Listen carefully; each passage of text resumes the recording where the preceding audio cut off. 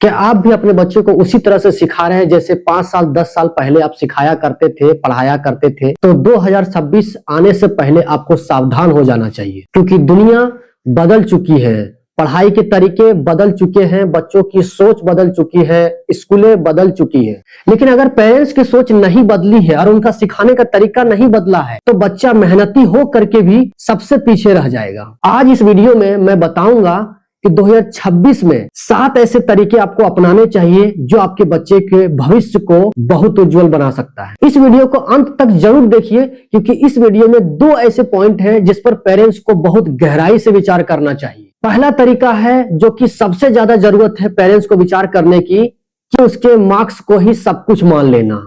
ज्यादातर पेरेंट्स की यही सोच होती है कि बच्चे का मार्क्स आना चाहिए, बस यही सब कुछ है। उन्हें लगता है ज्यादा नंबर लाने से बच्चा टैलेंट है, बच्चा टॉपर है, अब तो बच्चा बहुत कुछ कर सकता है, जबकि ऐसा है नहीं।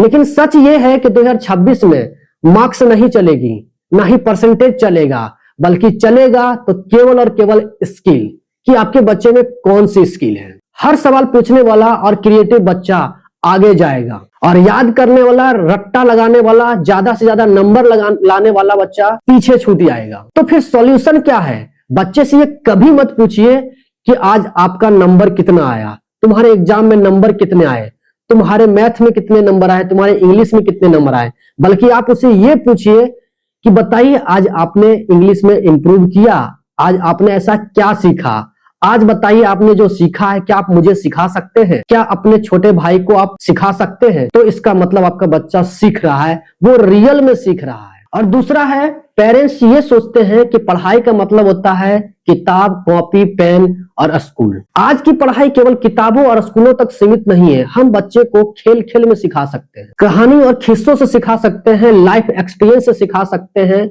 औरों से मोटिवेट करके सिखा सकते हैं, उनके खुद के अनुभव से सिखा सकते हैं। घर में पढ़ाई को डर नहीं बनाइए पेरेंट्स, आप बच्चे को मजेदार तरीके से पढ़ाने की कोशिश कीजिए अपने तरफ से। अगर आपका बच्चा 5 साल का है और वो खेलते हुए सीख रहा है, इसमें कोई गलत नहीं है, वो अपना समय बर्बाद नहीं कर रहा है, वो बिल्कुल ठीक सीख रहा है, बस आपको सही तरीके से उसे सिखाना है। और तीसरा तरीका है जिस पर पेरेंट्स को बहुत ज्यादा फोकस करना चाहिए, वो है मोबाइल का सही यूज।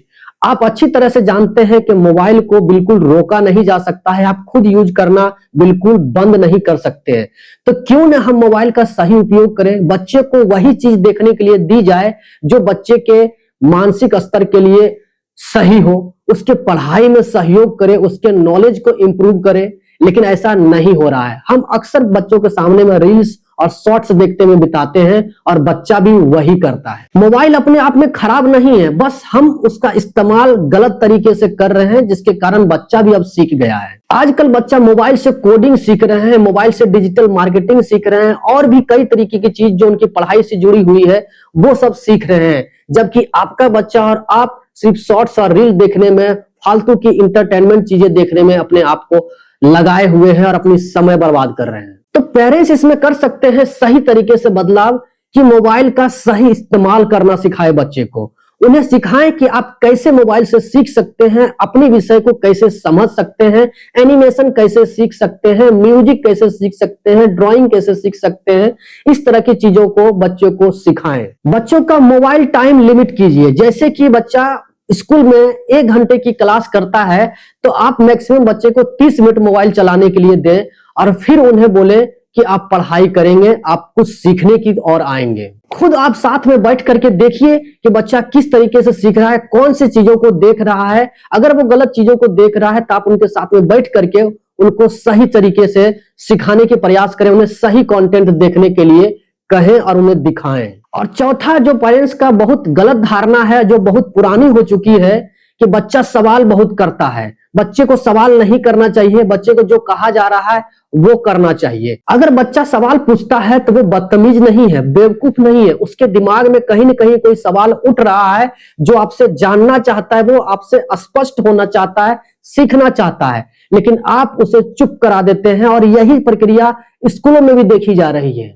2026 में बच्चा सवाल पूछेगा और जानने की कोशिश करेगा इसका क्या मतलब है और क्यों होता है, और आप इसके लिए तैयार रहें। बच्चा प्रॉब्लम समझना चाहेगा, रीजन समझना चाहेगा और आप उसका साथ दे सकते हैं। जब भी बच्चा आपसे सवाल पूछे तो आपको तुरंत जवाब नहीं देना है, उनसे पूछना है कि बताओ यहां पर क्या हो सकता है, आपको क्या लगता है, अगर आप होते यहां पर तो आप क्या करते हैं, आप इसे कैसे सॉल्व करते हैं।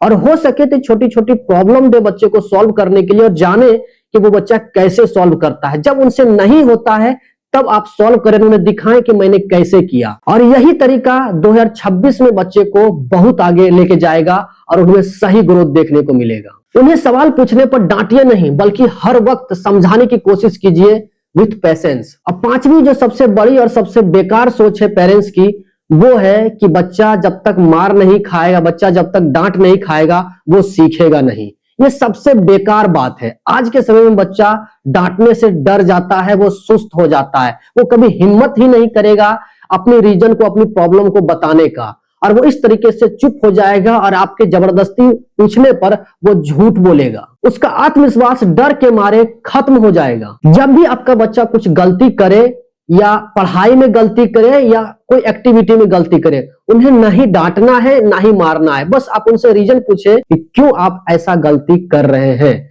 आपसे ऐसी गलती कैसे हो गई है, और उनकी गलतियों से आप उनको सिखाएं कि आप इसको कैसे सुधार कर सकते हैं, उसको कैसे बेटर कर सकते हैं। उन पर चिल्लाना नहीं है, बल्कि उन्हें समझाना है, उनका साथ देना है। तभी आपका बच्चा 2026 में ग्रो करेगा और बहुत आगे जाएगा। और छठी सोच जो पेरेंट्स की है कि बच्चा छोटा है, वो क्या ही समझेगा, ये बहुत पुरानी हो चुकी है। बच्चा अगर 2 साल का भी है तो वो बहुत कुछ समझता है, आपकी भाषा को समझता है, आपकी इमोशन को समझता है।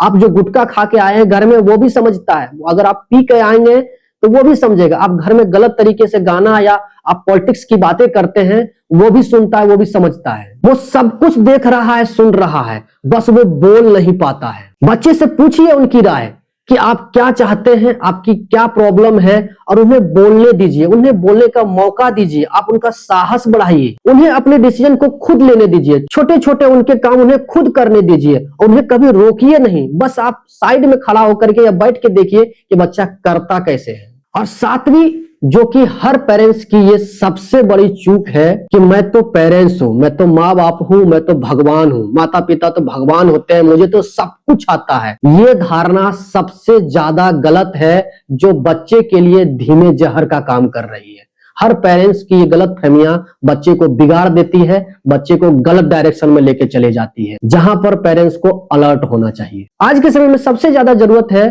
पेरेंट्स को सीखना। पेरेंट्स को आज के समय में पेरेंटिंग भी सीखनी चाहिए, उसके बगैर हम बच्चे को सही तरीके से गाइड नहीं कर सकते हैं। हर बच्चा अपने आप में अलग होता है, उन्हें कैसे गाइड करना चाहिए वो पेरेंट्स को सीखना चाहिए, वरना आप शर्मा जी से तुलना करते रह जाएंगे, आपका बच्चा पीछे रह जाएगा। पुराने तरीके हर बच्चे पर काम नहीं करते, इसलिए पेरेंट्स को चाहिए कि वो हर बार बच्चे को नए तरीके से समझाए, उन्हें नए एग्जाम्पल दे, उनके एक्सपीरियंस से उन्हें तुलना करके सिखाएं कि आप कैसे बेटर कर सकते हैं। हर रोज बच्चे को नई बातें सिखाएं, नए किस्से कहानियां सिखाएं, नए एग्जाम्पल सिखाएं, नए तौर तरीके सिखाएं और आज की बदलती दुनिया के बारे में अवेयर करें। और पेरेंट्स के लिए कि वो हर रोज ऐसे ही कंटेंट को देखें ताकि पेरेंट्स अपडेट रहें। मैं आपके लिए बहुत अच्छे अच्छे पेरेंटिंग गाइड्स आपके लिए लेकर के आता रहूंगा, जो आपके और आपके बच्चे की काम के लिए होगी। बच्चों के साथ साथ पेरेंट्स को भी अपडेट रहना चाहिए, जिसमें मैं खुद पेरेंट्स को गाइड करता हूं। तो आप जुड़े रहिए इस चैनल से और आप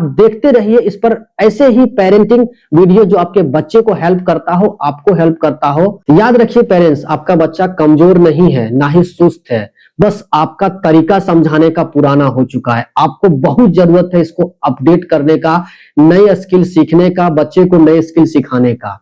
अब वक्त आ गया 2026 का, आपको नई तरीके से अपडेट होकर के बच्चों के सामने में आना चाहिए, वरना किसी को नहीं पड़ी है कि आपके बच्चे का क्या होगा, उसके फ्यूचर का क्या होगा। स्कूल अपने तरीके से सिखा रहे हैं, वो भी सिलेबस पर फोकस्ड है। आपके बच्चे में क्या क्रिएटिविटी है, उसकी समझ विकसित हो रही है कि नहीं हो रही है, उनको नहीं पड़ी है, ये आपको सोचना है।